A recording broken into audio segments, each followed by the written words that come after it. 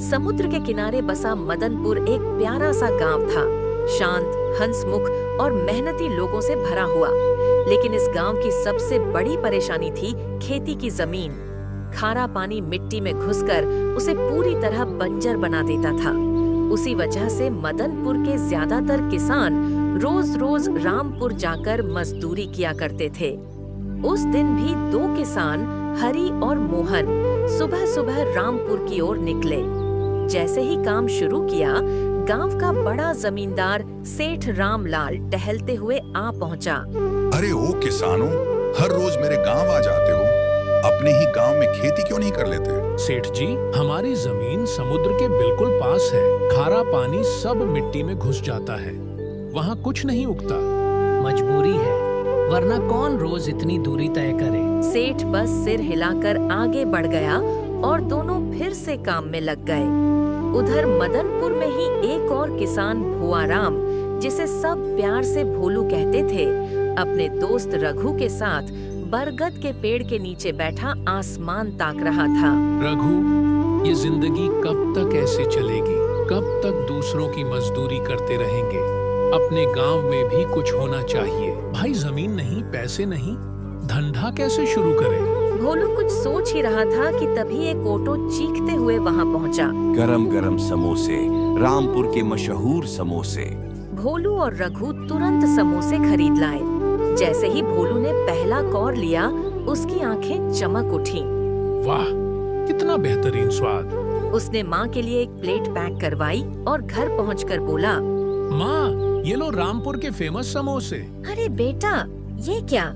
बता देता तो मैं घर पर ही बना देती। तेरे दादाजी समोसे का ठेला चलाते थे, मैं रोज सीखती थी। माँ, क्यों ना हम फिर से समोसे का ठेला शुरू करें? पर बेटा, पैसे कहाँ हैं? भोलू ने बिना सोचे ठान लिया। अगली सुबह वह सेठ शंकर लाल के पास पहुंचा और घर को गिरवी रखकर पैसे ले आया।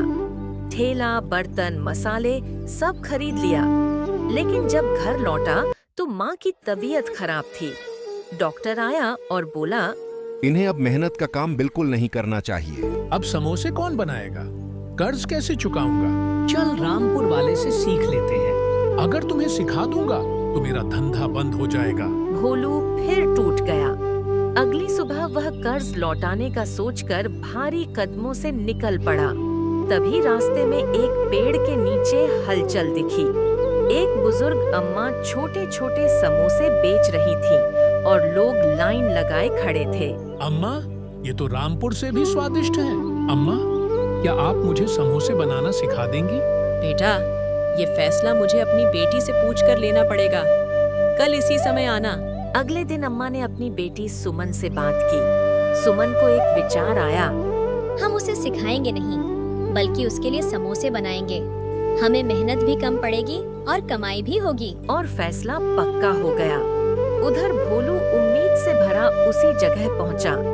अम्मा ने सारी बात बताई और भोलू खुशी से बोल उठा, मुझे मंजूर है अम्मा, आप बस समोसे बनाएं, बेचने की जिम्मेदारी मेरी। कुछ देर में दोनों का ठेला तैयार हुआ। भोलू गांव के बीचों बीच चिल्लाने लगा, आओ आओ, घर के स्वाद वाले चटपटे समोसे। तभी रामपुर वाला भी आ गया और बगल में खड़े होकर चिल्लाने लगा। शुरू में भीड़ उसी के पास गई, लेकिन फिर भोलू ने आवाज लगाई, सिर्फ 10 रुपए में 2 समोसे। धीरे धीरे भीड़ उसकी ओर मुड़ गई और शाम तक सारे समोसे बिक गए। भोलू ने कमाई का आधा अम्मा को दिया। दिन बीतते गए, भोलू गांव का सबसे मशहूर समोसा वाला बन चुका था। लोग दूर दूर से उसके समोसे खाने आते। वह रोज थोड़ा थोड़ा बचत करके सेठ का कर्ज चुकाता रहा। आखिर एक दिन उसने आखिरी किश्त सेठ को लौटाते हुए कहा, सेठ जी, ये रहा आपका पूरा पैसा। अब घर हमारा हुआ। शाबाश भुआराम, तुमने मेहनत से कमाल कर दिखाया। समय बीतता गया और भोलू से प्रेरित होकर गांव वालों ने भी छोटे छोटे धंधे शुरू कर दिए। किसी ने चाय की दुकान, किसी ने पकोड़े का ठेला, किसी ने दूध और दही का व्यापार। मदनपुर अब आत्मनिर्भर बन चुका था।